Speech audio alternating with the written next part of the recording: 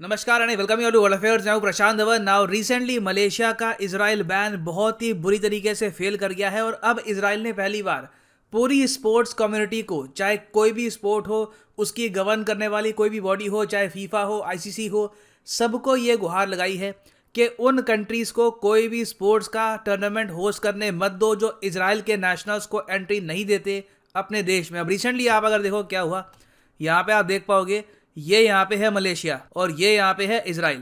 Now Malaysia उन गिने चुने कंट्रीज में से है जो आज भी इजराइल को एज ए कंट्री एक्सेप्ट नहीं करता। रीजन क्या है? रीजन ये है कि सिंस ये लोग मानते हैं कि इजराइल गलत तरीके से बनाया गया था फलस्तीन के लैंड पर, तो इसलिए मलेशिया समेत कई और देश है, बांग्लादेश, पाकिस्तान, सऊदी अरेबिया और उसके अलावा आप अगर देखो टोटल 29 कंट्रीज हैं आज के समय दुनिया भर में जो इजराइल को एक्सेप्ट नहीं करती एज ए कंट्री।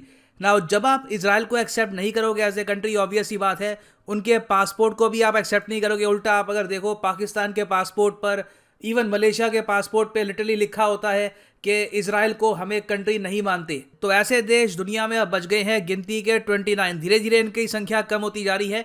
एक टाइम पे बहुत सारे थे मगर अभी भी 29 कंट्रीज हैं जो इजराइल को एज ए कंट्री नहीं मानती। अब जब आप इजराइल को एज ए कंट्री नहीं मानोगे, ऑब्वियस सी बात है, तो कल को अगर आप एक स्पोर्टिंग टूर्नामेंट होस्ट कर रहे हो, आप होस्ट कर रहे हो वर्ल्ड कप किसी स्पोर्ट का, और उस स्पोर्ट में पार्टिसिपेट करने के लिए इजराइल के एथलीट भी आ गए, तो वहां पे हो जाएगी बहुत बड़ी प्रॉब्लम। और रिसेंटली यही हुआ है। क्या हुआ कि वर्ल्ड स्क्वाश चैंपियनशिप का जो इवेंट है ये होस्ट करना था मलेशिया ने, और इस इवेंट में इजराइल के एथलीट भी आने वाले थे। अब मलेशिया यहाँ पर इस जिद पे अड़ गया कि बाकी सब कंट्रीज के एथलीट तो आ जाएंगे मगर इजराइल के नागरिकों को ये एंट्री नहीं देंगे अपने देश में, इनको ये वीज़ा इशू नहीं करेंगे। इजराइल ने खूब प्रेशर डाला, यूएस ने खूब प्रेशर डाला, मगर मलेशिया यहाँ पर माना नहीं और इन दी एंड जो वर्ल्ड स्क्वाश फेडरेशन है उनको ऑल टुगेदर मलेशिया का ये जो पूरा टूर्नामेंट है ये कैंसिल करना पड़ा। ना यहाँ पर आप पूछ सकते हैं सर एक बात बताओ, ये जो वर्ल्ड स्क्वाश फेडरेशन है इनके हेडक्वार्टर्स कहाँ पे है? देखो हेडक्वार्टर्स वर्ल्ड स्क्वाश फेडरेशन के आपको मिलेंगे यूनाइटेड किंगडम में।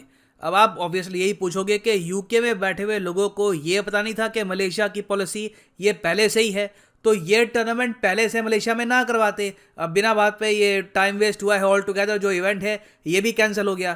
तो देखो हुआ यहाँ पर क्या था कि इनिशियली ये टूर्नामेंट होस्ट करना था न्यूजीलैंड को। न्यूजीलैंड में आपको पता होगा कि बिकॉज ऑफ कोविड-19 लॉकडाउन लग चुका है, तो न्यूजीलैंड ने सेंस यहाँ पर यह कहा कि ये लोग इस टूर्नामेंट को होस्ट नहीं कर पाएंगे। उसके बाद जो स्क्वाश फेडरेशन है इन्होंने बात करी मलेशिया की सरकार से मजबूरी में, और मलेशिया यहाँ पर मान गया। और देखिए उस वक्त दिमाग में इनके आया नहीं कि इस टूर्नामेंट में एक बहुत ही बड़ा पार्टिसिपेंट इजराइल है। वैसे आप अगर देखो तो इजराइल की पार्टिसिपेशन बहुत ही लिमिटेड स्पोर्ट्स में आपको मिलेगी क्योंकि पूरे देश की आबादी ही 90 लाख के आसपास है, तो ऑब्वियसली 90 लाख लोग दुनिया भर के स्पोर्ट्स में इतना पार्टिसिपेट नहीं करने वाले। मगर स्क्वाश में इजराइल की टीम्स काफी स्ट्रांग है, तो जैसे ही इजराइल ने अपनी टीम्स यहाँ पर भेजी, मलेशिया ने ऑल टुगेदर मना कर दिया। ये कहा कि ये टूर्नामेंट कैंसिल करवाना है करवा लो, मगर हम इजराइल के जो प्लेयर्स हैं इनको एक्सेप्ट नहीं करेंगे। मगर ये देखकर जेन्युइनली अच्छा लगा कि एक बार को वर्ल्ड स्क्वाश फेडरेशन ने यह कहा कि नुकसान झेल लेंगे, मगर जो इनके असूल हैं कि रेसिज्म के अगेंस्ट ये लोग खड़े होंगे, उनसे कॉम्प्रोमाइज ये लोग नहीं करेंगे। अब देखो जब हम बात करते हैं रेसिज्म की, जब हम बात करते हैं हेट्रेड की, तो ज़्यादातर फोकस होता है अफ्रीकन्स पे, अफ्रीकन अमेरिकन पे। मगर जो आज के समय सऊदी अरेबिया, पाकिस्तान और इवन मैं कहूँगा मलेशिया, इंडोनेशिया, बांग्लादेश, ये सब कंट्रीज कर रही है इजराइल के साथ, ये भी एक फॉर्म का रेसिज्म ही है। और ये बात आज के समय इजराइल का मीडिया कह रहा है, इनकी सरकार कह रही है कि जो बैन कर दिया था इजरायलीज को फ्रॉम स्क्वाश चैंपियनशिप, ये मलेशिया की ऑल टुगेदर शेम है। और अब इजराइल एक मुहिम शुरू करेगा। इजराइल की सरकार दुनिया भर की जो स्पोर्ट्स फेडरेशन है उनको ये कहेगी कि जो भी देश हैं जो इजरायली नागरिकों को एंट्री नहीं देते अपनी धरती पर, पहली बात तो उनसे आप अधिकार छीन लो कि कोई भी टूर्नामेंट ये लोग होस्ट नहीं करेंगे, क्योंकि कल को कुछ पता नहीं है। अगर मान लो इजराइल के एथलीट उस स्पोर्ट में अचानक से अच्छा परफॉर्म करने लग गए, इजराइल की टीम इंप्रूव करने लग गई, तो कभी भी ऐसा हो सकता है कि वो कंट्री इजराइल के प्लेयर्स को एंट्री ना दे अपने देश में और ऑल टुगेदर ये टूर्नामेंट भी कैंसिल हो जाए। नाउ यहाँ पर मैं आपसे पूछना चाहूंगा कि क्या आप इजराइल से एग्री करते हैं कि इस टाइप की पॉलिसी होनी चाहिए कि अगर एक देश इजराइल को एक्सेप्ट नहीं करता तो वो देश कोई स्पोर्टिंग इवेंट भी होस्ट नहीं करेगा, क्योंकि ऑब्वियस सी बात है वो देश भेदभाव कर रहा है। अब हो सकता है कि यहाँ पे आप एक क्वेश्चन पूछें कि ऐसे तो इंडिया भी एक रीजन को नहीं मानता, फॉर एग्जांपल कोसोवो। कोसोवो खुद को कहता है कि वो एक देश है, मगर इंडिया कोसोवो को नहीं मानता। और रिसेंटली एक इंसिडेंट हुआ भी था जब कोसोवो की बॉक्सर इंडिया आना चाहती थी, मगर इंडिया ने उस बॉक्सर को वीजा दिया नहीं। देखिए, वो इशू रिजॉल्व हो चुका है। इंडिया कभी भी किसी कंट्री को रिलीजन के बेसिस पर ये नहीं कहता कि हम आपके लोगों को नहीं मानेंगे। इंडिया की पॉलिसी इस मामले में काफी हद तक क्लियर है। और जो कोसोवो वाला इशू है उसको रिजॉल्व हमने ऐसे किया है कि उनके लिए स्पेशल वीजा हम लोग यहाँ पर इशू कर देंगे। तो इंडिया के साथ ऐसा आपको कोई भी इशू देखने को नहीं मिलेगा। हाँ, मगर Pakistan, Afghanistan, Iran, Saudi Arabia, ये सब कंट्रीज अगर इजराइल को एक्सेप्ट नहीं करती तो कल को बहुत से स्पोर्ट्स के जो इवेंट्स हैं हो सकता है कि उनमें काफ़ी प्रॉब्लम आए। अब यहाँ पर आप पूछेंगे कि क्या कल को इसका इम्पैक्ट इंडिया के आसपास हो सकता है। इजराइल की जो ये नई पॉलिसी है कि दुनिया भर के जो स्पोर्टिंग यहाँ पर बॉडीज़ हैं उनको ये लोग कहेंगे कि जो कंट्री इजराइल को एक्सेप्ट नहीं करता उनको कोई स्पोर्टिंग टूर्नामेंट होस्ट करने मत दो।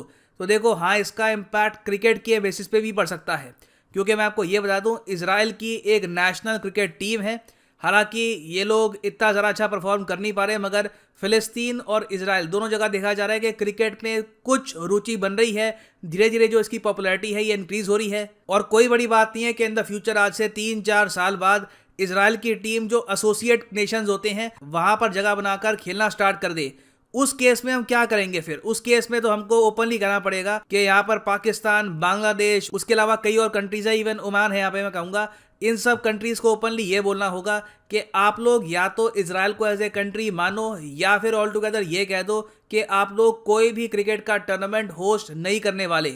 अगर ऐसा होता है तो पाकिस्तान को इससे काफ़ी लॉस हो सकता है, क्योंकि पाकिस्तान आपको पता होगा कि 2025 में होस्ट करने वाला है आईसीसी चैंपियंस ट्रॉफी को। तो this can become a very controversial thing in the future. और मेरे हिसाब से अब टाइम आ चुका है कि एटलीस्ट स्पोर्ट्स की फील्ड में जो इन कंट्रीज की पॉलिसी है इनको थोड़ा बहुत ये लोग चेंज करें, थोड़ी सी लिबरल तरीके से सोच कर देखें, और इजरायली प्लेयर्स को भी ये लोग एंट्री दें। रिलीजन के बेसिस पर भेदभाव करना अब फाइनली बंद करें। और फाइनली यहाँ पर मैं ये भी ऐड कर दूं कि लाइफ में अगर आप एक बार प्रॉपरली यूपीएससी एग्जाम की तैयारी करना चाहते हैं तो कमेंट सेक्शन में जाओ, यहाँ पे आपको मिलेगा ये लिंक। इस लिंक पे करो क्लिक और यहाँ पे आप परचेज कर पाएंगे ये यूनिक कॉम्बो पैकेज, जिसके अंदर आप यूपीएससी प्रीलिम्स, मेंस, ऑप्शनल तीनों की ही तैयारी कर सकते हैं। ये सारे कोर्सेज unacademy.com पे जाकर आप अलग अलग परचेज करोगे तो यू विल हैव टू पे 15,000 रुपीज मोर। और जो भी रिसेंट सेल चल रही थी इसको एक दिन के लिए एक्सटेंड कर दिया गया है। अभी भी आप देखेंगे प्राइसेस यहाँ पे कम है, और अगर आप यहाँ पे कोर्स परचेज करते हैं तो 3 मंथ्स आपको एक्स्ट्रा मिलेंगे इन योर वैलिडिटी। तो अगर आप एक कॉलेज स्टूडेंट हैं, आपके पास अभी टाइम है to attempt the UPSC examination, तो आप 24 महीने या जो 36 महीने का कोर्स है ये कर सकते हैं परचेज। मगर जो प्राइसेस यहाँ पर लिखे हैं पे करने की आवश्यकता नहीं है। सिंपली यहाँ पर कोड डालो PD10 and the prices will fall. So use the code PD10 and save your hard earned money. इसी नोट के साथ ये है वीडियो कांत। Thank you for listening and as always God bless you all.